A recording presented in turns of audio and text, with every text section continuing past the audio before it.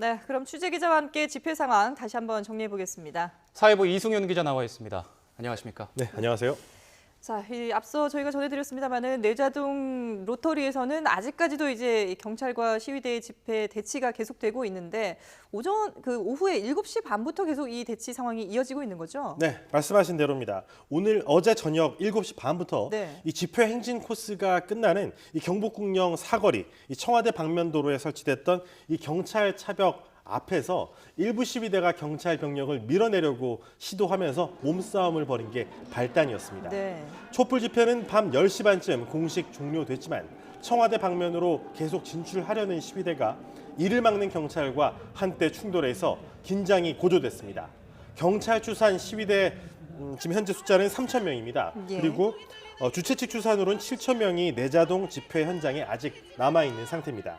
시위대와 경찰 간의 충돌은 이 농민단체 회원으로 보이는 이들이 상복을 입은 채 청와대라고 쓰여있는 영정 액자를 붙인 대형 상여를 이곳으로 이동한 직후에 벌어졌습니다. 예, 지금 나오는 화면은 내자동 주변의 모습이긴 합니다만은 지금 현재 상황은 아니고요. 앞서 이제 좀 대치가 격렬했을 당시의 모습입니다. 네, 이런 상황에서 일부 시위대는 대치 과정에서 이 시위 진압용 경찰 방패를 빼앗기도 했고 저지선에 서 있던 경찰이 시위대 쪽으로 끌려 나오는 일도 있었습니다.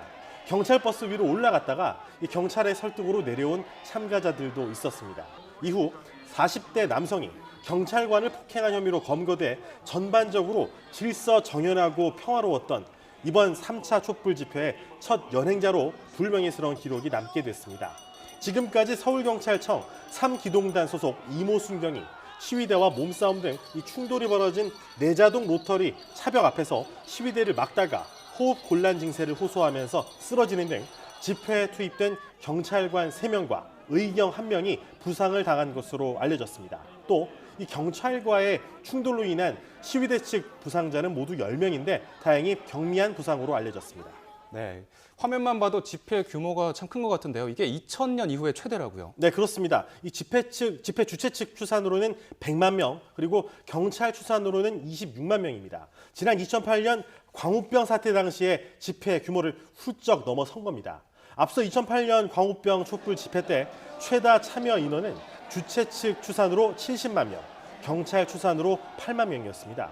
2004년 3월에 있었던 이 노무현 전 대통령 탄핵 규탄 촛불 시위의 경우에는 경찰 추산 13만 명, 주최 측 추산 20만 명이 참여했습니다. 즉, 이 경찰 추산으로는 2000년대 들어서 최대 규모를 기록한 셈입니다.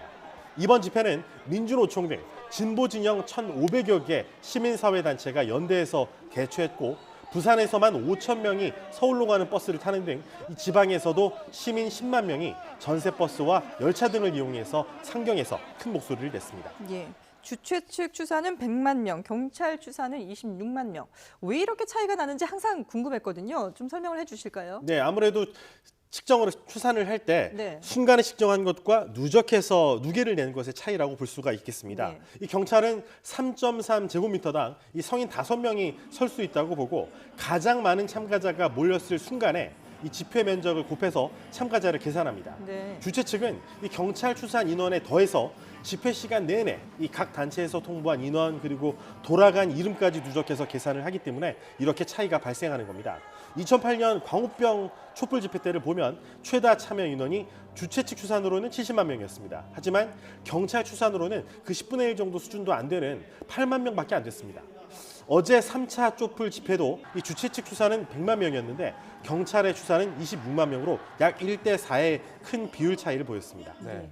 이번 촛불 집회 참가 인원도 최다지만 또 역대 처음으로 집회 참가자들의 율곡로 행진이 또 허용이 됐습니다. 네, 그렇습니다. 큰 의미가 있다고 할 수 있겠는데요. 이 집회 참가자들의 행진이 이 종로와 광화문 일대 주요 도심에서 이 청와대 인근의 이 경복궁역 내거리까지의 구간에서 모두 4가지 코스로 나눠서 오후 5시 반부터 이 2시간 넘게 진행이 됐습니다. 예. 시민들은 광화문 광장에서 다시 모여서 촛불을 들고 이 비선 실세의 국정농단 규탄과 대통령의 퇴진을 요구했습니다.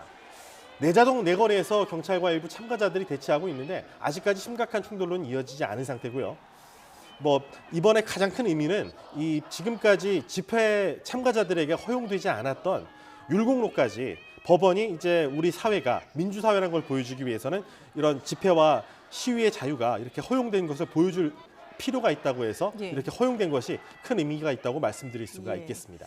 자, 어제는 정치권 인사들도 많이 참여를 했는데 야당 인사들도 보였지만 새누리당 의원들도 눈에 많이 띄더라고요. 네, 그렇습니다. 일부 개혁 성향이 강한 초선과 재선을 중심으로 네. 개인 자격으로 참가를 한 것으로 알려졌습니다. 이 집회에 참가하는 이 새누리당 의원들이 이 현장에서 보고 들은 촛불 민심은 내일 열릴 예정인 이 비상시국 회의에도 그대로 전달될 예정입니다. 또 야당 얘기도 안 할 수 없는데요. 더불어민주당과 국민의당, 정의당 등 새 야당 의원들이 모두 촛불 집회에 참석했습니다. 네. 민주당은 지도부 전원이 이 촛불 집회에 나가서 민심을 경청하고 하얀 깃발을 들고 평화 집회를 주도하기로 했습니다. 이 국민의당도 박 대통령 퇴진 촉구를 위한 이 당원 보고 대회를 열었고요. 시민들의 촛불 집회에도 참석했습니다. 이 대통령 하야 투쟁을 공식화한 정의당 역시 촛불 집회에 열렬히 참여했습니다. 민주당 문재인 전 대표, 박원순 서울시장, 김부겸 의원, 이재명 서울시장과 성남시장과 이 국민의당 안철수 전 대표 등 야권의 내로라 하는 이 주요 대선 주자들도 집회에 참석했습니다. 예. 새누리당 의원들은 내일 월요일에 비상시국 회의를 여는 건가요? 내일이 사실 그렇죠. 제가 지금 오늘이 예, 저희가 지금 토요일인지 4정이 넘었기 때문에 일요일인지 일요일입니다. 헷갈려서 네. 그러는데 정확히 말씀드리면 월요일 날 열리는 네. 비상시국 회의에 전달된다는 얘기입니다. 네네. 네. 죄송합니다. 오늘입니다. 오늘 그 일요일 날에 일요일에 열리는 연다는 비상시국 회의에 전달할 예정이란 예. 겁니다. 네. 의원들도 그렇고 지금 청와대도 굉장히 비상근무 체제에 돌입을 했을 텐데 청와대는 지금 어떻게 대비를 하고 있습니까? 일단 청와대에서 지금 이 함성 소리가 들린다고 합니다. 그만큼 많은 청와대 직원들이 지금 사태를 예의주시하면서 지금 비상 근무 체제를 유지하고 있습니다.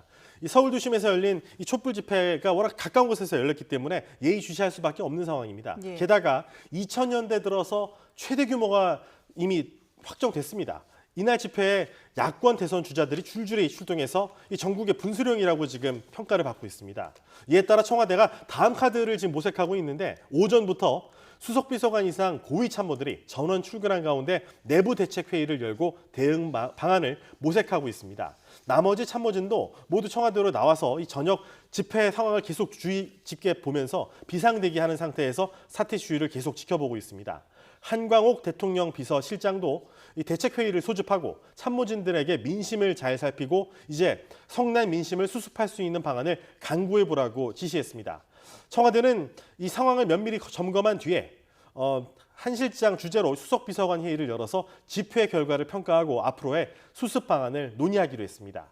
청와대는 야당의 요구를 대부분 수용했고 이 세월호 7시간 논란에 대해서도 청와대 대변인이 공식 해명을 통해서 나름대로 설명했다고 했는데도 네네. 여론이 전혀 꿈쩍하지 않고 있는 이런 현 상황을 매우 심각하게 받아들이고 있는 상태입니다. 예. 자, 오늘 집회는 지방에서도 뭐 10만 명 넘게 이렇게 몰렸다고 하는데 그럼에도 불구하고 또 각 지방에서도 촛불 집회가 열렸죠. 네, 그렇습니다. 대통령의 정치적 고향이라고 할 수 있는 대구를 비롯해서 전국 곳곳에서 집회가 열렸습니다. 네. 어제 오후에 이 제주시청에서 어울림마당에서 시민 2,000명이 모여서 촛불 집회를 열었고요. 그리고 경북 영천에서도 시국 집회가 열렸습니다. 또 경주역 광장에서도 경주시민행동 회원 200여 명이 시국 집회를 한 뒤 시가지 행진을 벌였습니다. 대통령의 정치적 고향인 이 대구 민예총 회원 80여 명이 동성로에서 시국 문화제를 열었습니다. 울산 롯데백화점 앞에서는 시민행동 참가자들이 촛불을 들고 서울 도심 집회 상황을 인터넷으로 실시간으로 지켜보면서 시국 관련 발언을 이어갔습니다. 이 광주 민족예술단체 총연합은 국립아시아문화전당 앞에 있는 5.18 민주광장에서 300명 규모의 광주 민족 예술제를 마련했습니다. 강원도에서도 촛불의 열기가 이어졌는데요. 태백과 영월에서도 촛불 문화제가 한밤중에 진행됐습니다. 네. 이번 촛불 집회 서울도 그렇고 지방도 그렇고 비교적으로 좀 평화적으로 마무리가 되는 것 같은데 앞으로의 일정은 어떻게 될 예정입니까? 가장 근시일 내 일정은 지금 1박 2일 지금 텐트에서 이루어지고 있는 난장 행사가 될 것으로 보입니다. 일단 지금 현재 광화문 광장에 100개의 텐트가 들어서 있습니다. 여기서 1박 2일 동안 이제 대통령 규탄 토론회 장이 펼쳐질 예정입니다. 이어 오는 14일, 오는 월요일이죠.